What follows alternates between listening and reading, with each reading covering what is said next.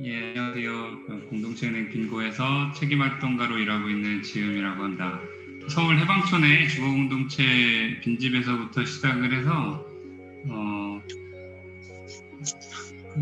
빙고는 이제 만들어진 지 한 10년 정도 된 협동조합 금융조직이라고 할 수 있겠습니다.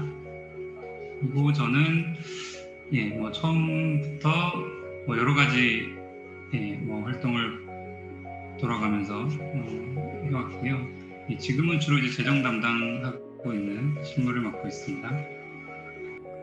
저는 청주에 있는 생활교육 공동체 공룡에서 활동하고 있는 박영길이라고 하고요. 원래 옛날 빙고가 생기기 전에 빈집이라고 남산 해방촌에 있었던 빈집 주거공동체 운동을 많이 했던 친구들, 당시에 활동했던 지음이나 뭐 살구나 몇몇 친구들하고 처음 단체 만들 때부터 약간 친해져서 이야기들이나 뭐 공동체를 운영하고 이런 거에 대한 이야기를 많이 했었고요. 빙고 처음 설립할 때부터 약간 같이 하긴 했었는데 뭐 거의 한 발 걸치고 한 발은 청주에 있고 뭐 이런 형태로 활동을 하다가 올해 갑작스럽게 아무 생각 없이 빙고 대표 활동가 역할을 거의 못하고 있지만 여튼 맡고 있는 박영길이라고 합니다. 살구입니다. 저는 현재는 공동체은행 빙고에서 건강보험계에 가입하신 빙고 조합원들과 함께 상호구조를 하는 계모임이에요. 그래서 아프거나 힘들 때 서로 도움이 됐으면 좋겠다는 힘이고요. 그래서 진료비를 서로 개돈 신청하면 지급해 줍니다.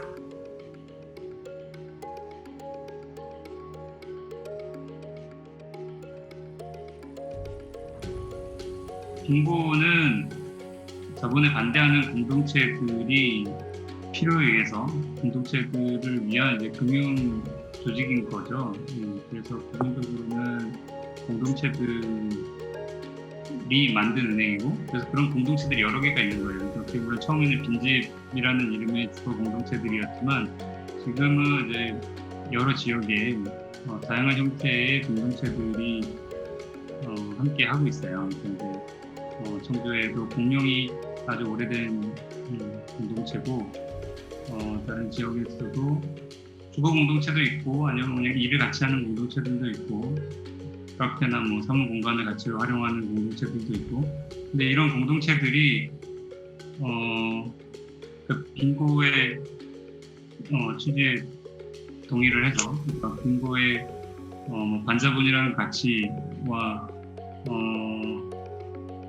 뭐 이런 방식의 어떤 돈의 움직임을 같이 해보자라고 하는 공동체들이 있으면 이제 같이 하게 되는 거고, 그렇게 모인 이제 공유 자원을 또 나눠서 같이 쓰게 되는 거고. 그래서 공동체들의 말하자면 이제 공동체들의 연대체라고 볼 수도 있는데요. 그중에서 이제 금융과 관련된 부분을 전문으로 하는 연대 조직이라고 볼 수 있겠죠. 이해하는 데 도움이 될지 모르겠는데, 빙고는 어떤 활동을 하는가 라고 보면, 빙고가 이제 우리가 만든 은행이잖아요.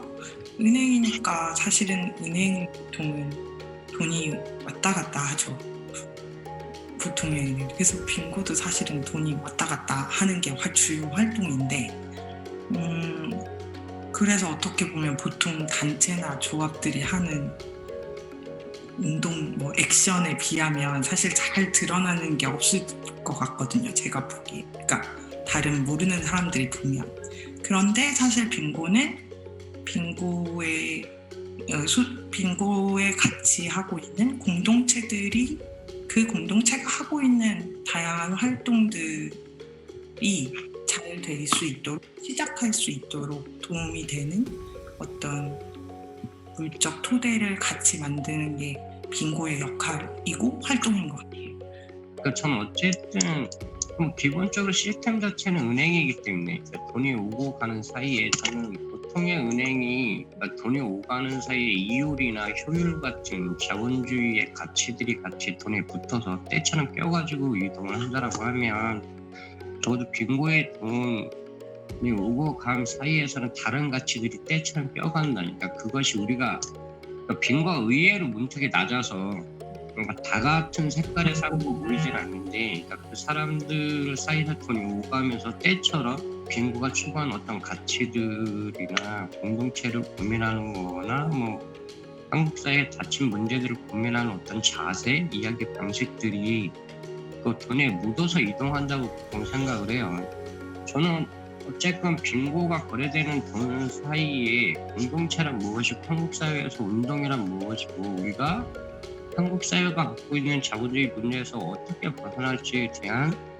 고민을 하거나 투쟁을 하거나 싸워나가는 방식들의 이야기들이 조금씩 붙어서 이동한다는 느낌을 받고 있긴 해요.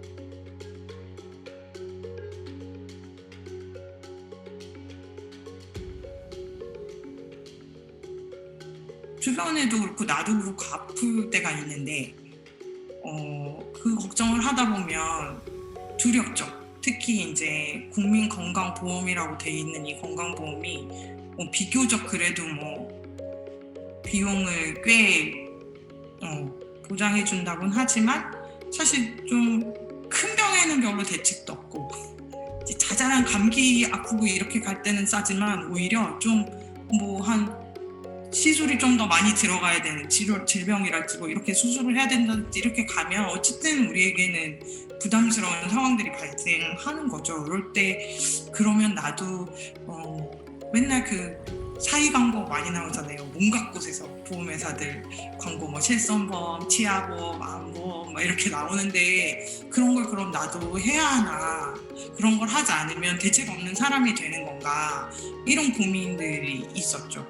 그리고 또 한 축으로는 그런 보험회사들이 실제로 그러면 이 보험을 든 사람들한테 얼마나 많은 보장을 해주고 있는가 이렇게 생각을 해보면 실제로는 이 보험에 가입했던 사람들한테는 엄청 까다로운 규칙과 약관과 이런 절차들을 두어서 그 혜택을 보기는 쉽지 않게 만들어 놓은 시스템이라는 거죠. 그런데 우리가 또 들어가야 될 것인가 이런 문제의식도 있었고, 그리고 또 저희가 이제 주변에서 이렇게 같이 그때 그 모였던 사람들이 당장에 필요한 규칙들을 만들고, 월에 얼마씩 걷는다, 그 다음에 이건 누가 모아서 관리한다, 그 다음에 이거는 그럼 신청을 누구한테 할 건가, 신청을 받아서 정리해서 어떻게 지급할 건가, 이 정도의 당장 필요한 룰들을 그때 같이 만들어서 한 해 해보고 또 결산도 해보고 또 규칙이 더 필요한 게 있는지 어려웠던 게 뭔지 이런 논의하면서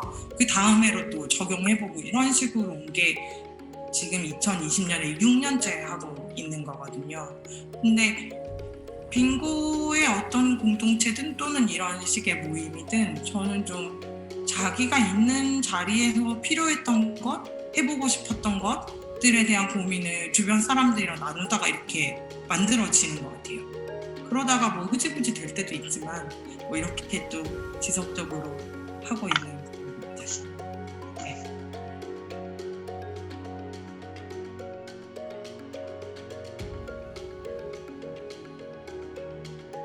빙고도 이제 모든 모임을 다 온라인으로 전환하고 이런 게 좀 필요하겠다라고 생각을 하고 있고 그렇게 하고 있는데, 사실 금융은 이게 원래 빙고는 그 전에도 이제 이 금융의 장점이자 단점인데, 이게 거리가 멀리 떨어져 있어도 뭔가 협력이 가능하다라는 장점이 있는 반면, 이게 이제 공동체, 우리 같은 이제 공동체의 경우는 어쨌든 관계를 계속 만들어 가야 되는데 그런 부분이 좀 어려운 부분들도 좀 있었거든요. 그래서 코로나 사태 계기로 온라인 회의를 많이 하게 되는 건 더 좋은 것 같아요. 그런 거 오히려 더 좋은 부분도 있고 발전시켜야 되는 부분이 있는 것 같고, 최근에 전 세계적으로 반자본주의 운동이 엄청난 탄압을 받아도 어떤 연대할 수 있는 방식들이 거의 없잖아요. 홍콩도 그렇고 다양한 문제들 발생하는 게, 이게 코로나 정국이 세계적으로 누구한테 타격을 가는지를 볼 필요가 있지 않냐는 생각이 약간 있어요. 사람들이 뉴스나 이런 데는 자본에 엄청 타격을 가는 것 같아도 실제로는 자본이 아니라 빈자들, 가난한 자들이나 오히려 그러니까 활동가 그룹이 엄청난 타격을 하고 있지 않냐는 생각이 계속 있어서 그러니까 약간 우리가 계속 정부 방침대로 자본이 경제가 망하면 안 된다는 얘기 때문에 그래서 따라서 움직일 때가 약간 있는지에 대해서 계속 고민이긴 하고요.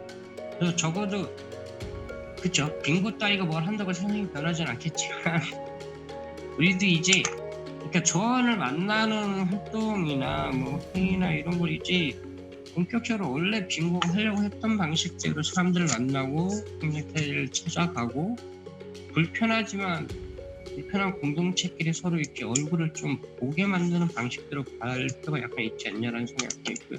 지금 얘기는 진짜 많은 사람이랑 같이 듣고 얘기했으면 좋겠다는 생각이 들어요.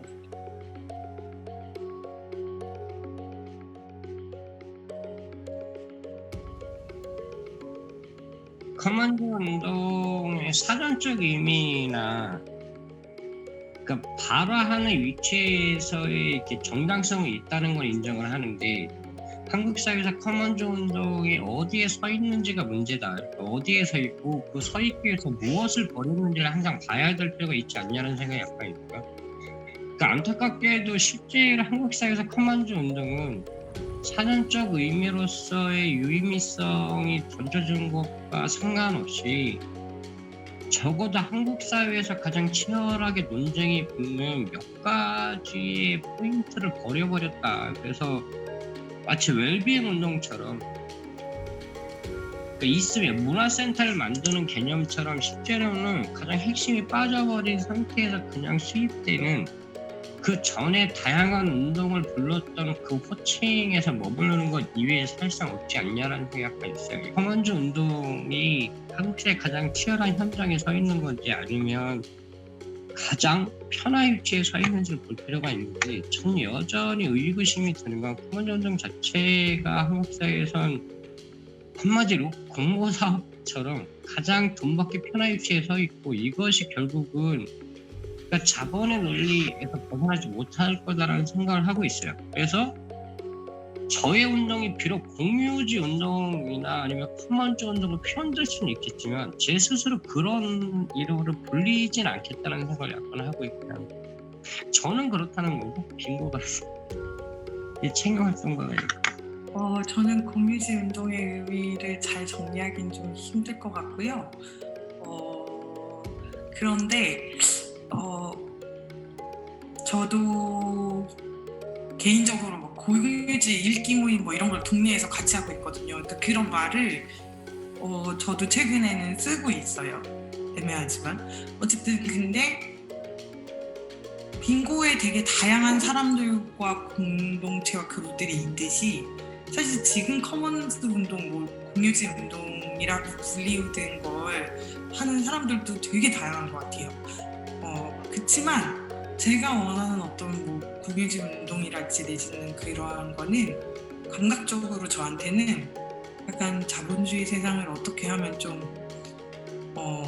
바꿀 수 있을까? 뭐 타격을 줄 수 있을까? 내지는 뭐 어렸을 때 막 자본주의 어떻게 하면 없애버리지? 뭐 이런 생각도 했었잖아요.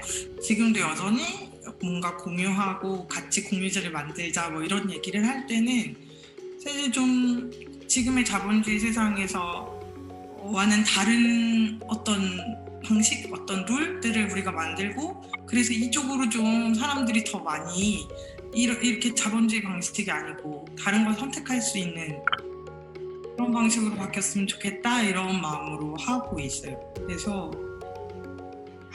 그런 지금의 수많은 공유지 운동들도 그렇게 자본주의를 좀 바꿀 수 있는 운동이 됐으면 좋겠어요. 지금 사람 커먼즈가 의미가 있으려면 저는 명확하게